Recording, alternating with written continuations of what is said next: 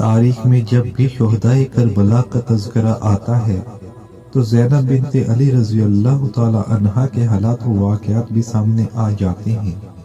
زینب بنت علی رضی اللہ تعالی عنہا حضرت صلی اللہ علیہ وسلم کی نواسی، شیر خدا علی المرتضیٰ اور خاتون جنت فاطمہ الزہرا کی نور نظر اور شہدائے کربلا امام حسین بن علی رضی اللہ تعالی عنہ کی بہادر اور جرأت مند بہن تھیں۔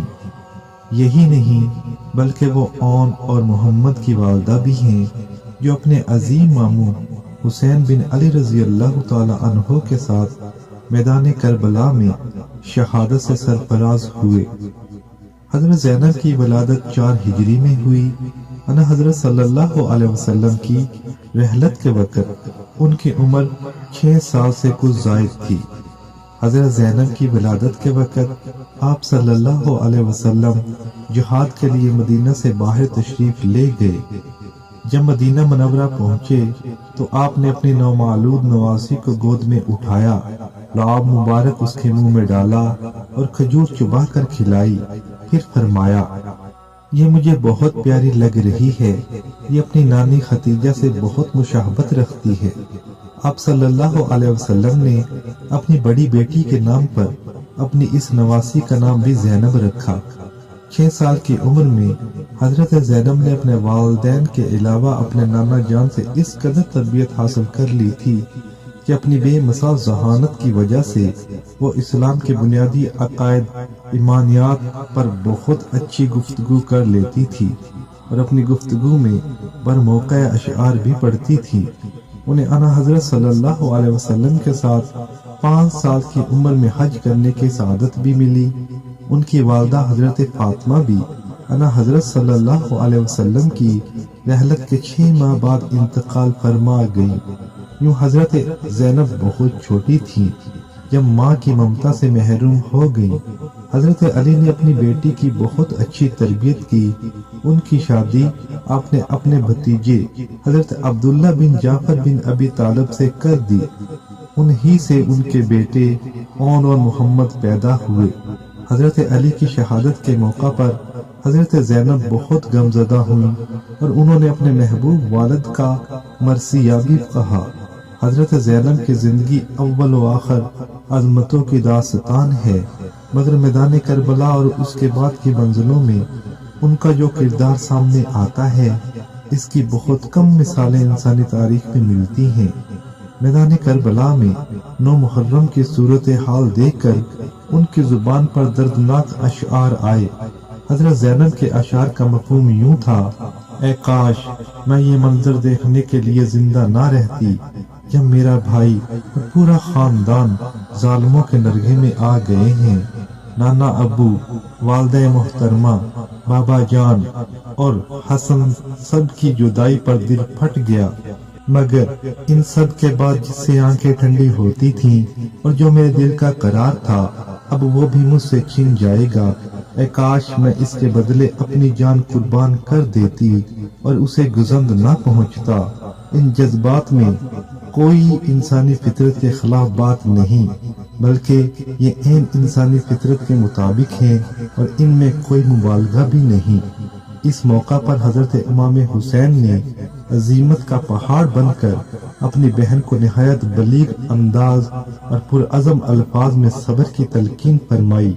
انہوں نے فرمایا، اے میری بہن، صبر کو اپنی ڈھال بناؤ، اللہ سے لو لگاؤ، اللہ کے ذکر سے تسکین حاصل ہوتی ہے۔ اللہ کو بقا ہے، باقی ساری کائنات کا مقدر فنا ہے۔ ساری کائنات سے اعلیٰ و ارفع اور مقدس ہستی ہمارے نانا جان کی تھی، وہ بھی دنیا میں ہمیشہ نہیں رہے۔ ہمیں انہی کے اسوہ حسنہ کی پیروی کرنی ہے۔ اے میری پیاری بہن، میری بات سنو، میں تمہیں اللہ کا واسطہ دیتا ہوں کہ میں راہ حق میں شہادت پا جاؤں تو گریبان نہ پھاڑنا، نہ بین کرنا، نہ چہرے اور بالوں کو نوچنا۔ میدان کربلا کا معرکہ گرم ہوا تو سب سے پہلے حضرت زینب کے 9 عمر بیٹے اور محمد بن عبداللہ یزیدی فوجوں کے مقابلے پر نکلے۔ وہ بڑی بہادری سے لڑے اور جام شہادت نوش کیا۔ ان کے دادا جعفر اور والد عبداللہ بن جعفر بھی شیر دل تھے اور وہ خود تو شیر خدا کے نواسے تھے۔ واقعات کربلا کا دلدوز واقعہ جس طرح رونما ہوا وہ ایک المناک تاریخ ہے۔ شہادت اہل بیت اور امام حسین رضی اللہ تعالی عنہ کے بعد صرف خواتین اور بچے ہی بچے تھے۔ ان کے خاندان اور قافلے کی خواتین کو قیدی بنایا گیا۔ پورے قافلے میں سے صرف آپ کے ایک نو عمر بیٹے علی بن حسین المعروف زین العابدین جو شدید بیمار تھے بچ پائے۔ کچھ بدبختوں نے زین العابدین پر ہتھیار اٹھانا چاہے مگر حضرت زینب ان کے سامنے کھڑی ہو گئیں اور فرمایا، خدا کی قسم جب تک میں زندہ ہوں میرے بیمار بھتیجے کو کوئی قتل نہیں کر سکتا۔ حضرت زینب نے غم و الم کے اس موقع پر اپنے نانا محبوب خدا صلی اللہ علیہ وسلم کی روح کو خطاب کیا اور میدان جنگ کا دردناک نقشہ کھینچا۔ یہاں اہل بیت کے لاشیں بکھرے پڑے تھے اور یہاں آپ کے محبوب نواسے کا بے سر جسم پڑا تھا۔ بس پھر کیا تھا، دشمن اپنی دشمنی کے باوجود بے ساختہ رونے لگے۔ یہ سارے مناظر دل فگار تھے مگر اگلی منزلیں مشکل تر تھیں۔ قافلہ اہل بیت کو یزید کے دربار میں لے جانے کے لیے کربلا سے دمشق کی جانب سفر شروع ہوا تو یزیدی فوجوں کے حصار میں اسیران اہل بیت کو پہلے کوفے کے ظالم گورنر عبید اللہ بن زیاد کے دربار میں پیش کیا گیا۔ قافلے کا گزر کوفہ کے بازاروں میں سے ہوا تو بے وفا کوفی ہزاروں کی تعداد میں اس منظر کو دیکھنے کے لیے گھروں سے نکل آئے۔ اس موقع پر حضرت زینب سے کوفیوں کی عہد شکنی اور غداری پر خاموش نہ رہا گیا۔ انہوں نے ان کو مخاطب کرتے ہوئے فرمایا، اے دھوکے بازو، بد عہدی کرنے والو، اللہ تمہیں کبھی سکون عطا نہ کرے۔ تم نے میرے بھائی کے ساتھ جو غداری کی اس نے ثابت کر دیا کہ تمہارے خمیر میں خیر نہیں۔ تم خوش آمدی اور بزدل ہو۔ نواسے رسول کے قتل میں تم بلا واسطہ شریک ہو۔ تم نے بیعت کر کے توڑ دی اور حمایت کا اعلان کر کے پیٹ پھیر گئے۔ یاد رکھو تم اللہ کے قہر سے نہ بچ سکو گے۔ دمشق پہنچنے سے پہلے کوفہ کے گورنر عبید اللہ بن زیاد نے کوفہ میں دربار منعقد کیا۔ اسیران کربلا کو اس کے سامنے پیش کیا گیا۔ بدبخت عبید اللہ بن زیاد نے اس مصیبت زدہ اور غم سے چور خانوادہ رسول کے قافلے کو اذیت پہنچانے کے لیے بہت بے خودگی کا مظاہرہ کیا۔ اس نے جو الفاظ کہے وہ الفاظ تاریخ کے صفحات میں خود تاریخ کے لیے اذیت کا باعث ہیں۔ شیر خدا کی بیٹی اس دہشت گردی کے عالم میں بھی بے خوف کلمہ حق بلند کرتے ہوئے بولیں، تعریف اور حمد و شکر ہے اس ہستی کے لیے جس نے اپنے محبوب رسول کے ذریعے ہمیں عزت بخشی۔ انشاءاللہ فاسق رسوا اور ذلیل ہوں گے اور ان کے نظریات لعنت زدہ قرار پائیں گے۔ یہ گفتگو بڑی طویل تھی۔ عبید اللہ بن زیاد جب جج ہو گیا تو اس نے علی بن حسین امام زین العابدین کی طرف اشارہ کر کے کہا، اس لڑکی کو کیوں قتل نہیں کیا گیا؟ اسے میرے سامنے قتل کر دیا جائے۔ حضرت زینب اپنے بھتیجے سے لپٹ گئیں اور فرمایا، پہلے مجھے قتل کرو پھر اسے قتل کرنا۔ آخر ابن زیاد نے اپنا فیصلہ بدل لیا اور یہ قافلہ کوفہ سے شام کی طرف سرکاری دستور محاصرے میں روانہ کر دیا گیا۔ کئی دنوں کی مسافت کے بعد یہ مظلوم یزید کے دربار میں پیش کیے گئے۔ نواسے رسول کا مبارک سر جسے انا حضرت صلی اللہ علیہ وسلم پیار سے بوسہ دیا کرتے تھے، نیزے کی انی پر پرویا ہوا تھا۔ یزید کے دربار میں ان مظلوموں کو پیش کیا گیا تو اس نے امام کا سر دیکھ کر کہا کہ میں نے اسے نیزے پر پرونے کا حکم نہیں دیا تھا۔ یہاں بھی یزید کے ساتھ جو مکالمہ ہوا اس میں حضرت زینب نے کمال حکمت و دانش اور جرأت و بہادری کے ساتھ اس کے تمام اعتراضات اور خرافات کا بھرپور جواب دیا۔ یزید کے دربار میں حضرت زینب نے ایک مؤثر اور دردناک خطاب فرمایا۔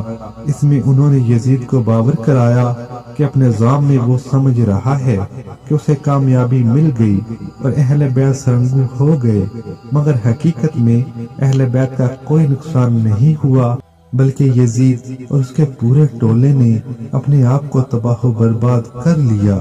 قتل حسین اصل میں مرگ یزید ہے۔ اسلام زندہ ہوتا ہے ہر کربلا کے بعد۔ کچھ دن یزید نے ان لوگوں کو دمشق میں ٹھہرائے رکھا، پھر اس نے حکم دیا کہ ان خواتین کو سواریوں پر سوار کیا جائے اور مدینہ تک بحفاظت پہنچایا جائے۔ یزید نے صحابی رسول حضرت نعمان بن بشیر انصاری کو جو دمشق میں مقیم تھے ذمہ داری سونپی کہ وہ اپنی نگرانی میں قافلہ کو مدینہ تک پہنچائیں۔ اونٹوں پر محمل رکھے گئے تھے۔ حضرت زینب نے فرمایا محملوں پر سیاہ چادریں ڈال دی جائیں، اس لیے کہ محملوں میں حضور صلی اللہ علیہ وسلم کی بیٹیاں سوار تھیں اور سفر لمبا تھا۔ ان کو یہ سفر پردے میں کرنا تھا کہ ان پر کسی کی نظر نہ پڑے۔ یہ خاتون جنت کی بیٹیاں تھیں جنہوں نے فرمایا تھا کہ ان کے جنازے کے وقت چشم فلک بھی ان کے کفن کو نہ دیکھ سکے۔ واقعات کربلا کی خبر مدینہ منورہ پہنچ چکی تھی۔ جب یہ قافلہ مدینہ کے قریب پہنچا تو مدینہ میں موجود صحابہ و تابعین اور اہل مدینہ بڑی تعداد میں ان کے استقبال کے لیے شہر سے باہر نکلے۔ مشہور صحابی حضرت جابر بن عبداللہ انصاری سب سے آگے تھے اور ان کی آنکھوں سے آنسو رواں تھے۔ وہ فرما رہے تھے کہ یہ قوم اپنے نبی کو روز قیامت کیا منہ دکھائے گی۔ اپنے غم خوار رشتہ داروں اور نانا حضور کے جان نثار صحابہ کو دیکھ کر حضرت زینب بھی رونے لگی۔ حضرت جابر کو خطاب کر کے کہا، اے میرے نانا کے صحابی، آپ نے جس بچے کو اپنے ہاتھوں سے اپنے آقا کے مبارک کندھوں پر کئی بار بٹھایا تھا، اس کا جسم اطہر گھوڑوں کے سموں سے کچلا گیا، اس کا سر نیزے کی نوک کی زینت بن گیا اور اس کے ساتھ ہی حضرت زینب پر بے ہوشی طاری ہو گئی اور وہ گر گئیں۔ یہ وہ پہلا موقع تھا کہ جب حضرت زینب فرط غم سے غش کھا گئیں۔ انہیں اٹھا کر ان کے گھر لایا گیا۔ پورے مدینے پر غم کی چادر تن گئی اور ہر گھر میں بڑے چھوٹے مرد و خواتین سب ہی زاروں قطار روئے۔ اگلے دن حضرت زینب مسجد نبوی میں تشریف لے گئیں۔ انا حضرت صلی اللہ علیہ وسلم کے روضہ مبارک پر حاضر ہوئیں اور صلاۃ و سلام عرض کرنے کے بعد اس پورے منظر کو بیان کیا جس سے آل رسول دو چار ہوئی تھی۔ اس پر بھی سب لوگ رونے لگے، مگر حضرت زینب نے آج اسی انداز میں لوگوں کو صبر کی تلقین کی جس انداز میں شب کربلا میں ان کے محبوب بھائی نے انہیں تلقین فرمائی تھی۔ بنات اہل بیت کا ایک واقعہ بعض مورخین نے حضرت زینب کی سیرت میں بیان کیا ہے جو اہل بیت کی عظمتوں کو مزید واضح کرتا ہے۔ حضرت زینب اور ان کی دوسری بہنوں نے صحابی رسول حضرت نعمان بن بشیر کو بلایا، ان کے حسن سلوک اور غم خواری کا شکریہ ادا کیا اور دوران سفر ان کی خدمات کے اعتراف کے طور پر اپنی چوڑیاں اتار کر پیش کر دی۔ ساتھ ہی یہ بھی کہا کہ اس وقت ہمارے پاس کچھ اور ہوتا تو وہ بھی آپ کی خدمت میں پیش کر دیا جاتا۔ حضرت نعمان بن بشیر رضی اللہ تعالی عنہ یہ بات سن کر زاروں قطار روئے اور کہا، اے بنات رسول صلی اللہ علیہ وسلم، اللہ کی قسم میں تو آپ کی خدمت کو اپنے لیے توشہ آخرت سمجھتا ہوں۔ اگر میں نے دنیا کے لالچ میں یہ کام کیا ہو تو مجھے قیامت کو کیا اجر ملے گا؟ اللہ آپ کے غموں کا مداوع فرمائے۔ آپ اپنی چوڑیاں اپنے پاس رکھیں۔